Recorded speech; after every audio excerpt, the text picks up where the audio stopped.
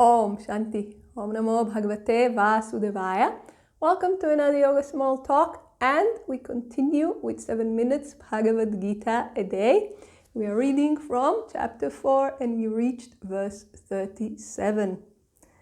As the blazing fire reduces fuel to ashes, O Arjuna, so does the fire of knowledge reduce all actions to ashes.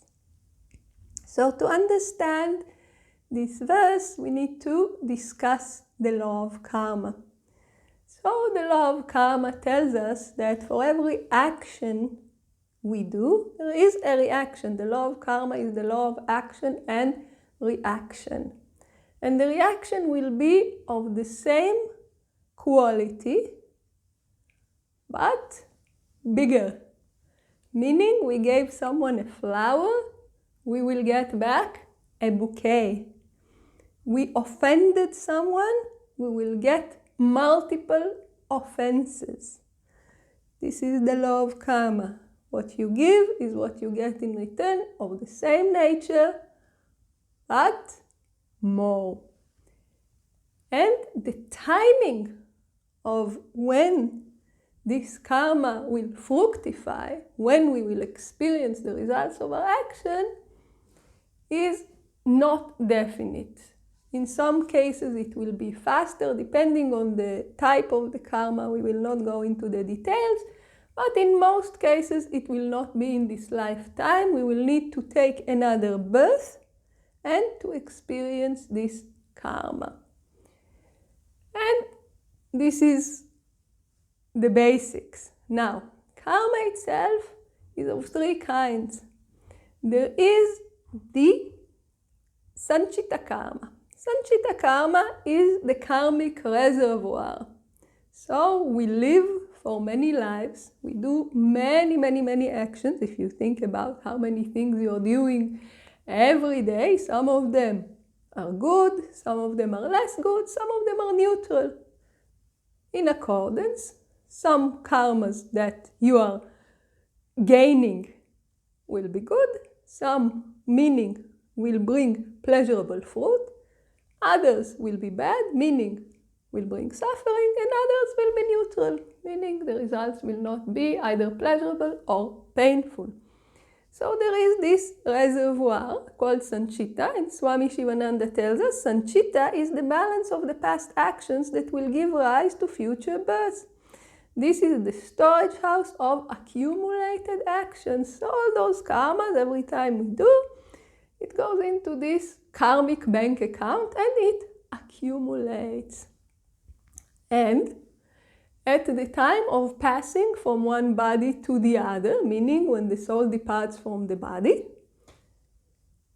a new batch of karma ripens. What does it mean? It is like we're doing a withdrawal. We have this big account, and from this account we are withdrawing a group of karma, but it's not us. The dispenser of karma is Lord Narayana. So it's done by the Almighty. Why? Because think about it. For me to experience, let's say I gave in charity, and now I will experience back a lot of generosity directed at me. Yeah? I gave, I will receive. Now, for this to happen, somebody needs to give it to me. Yeah? So here we come into the realm of group karma, and everything needs to be fully coordinated.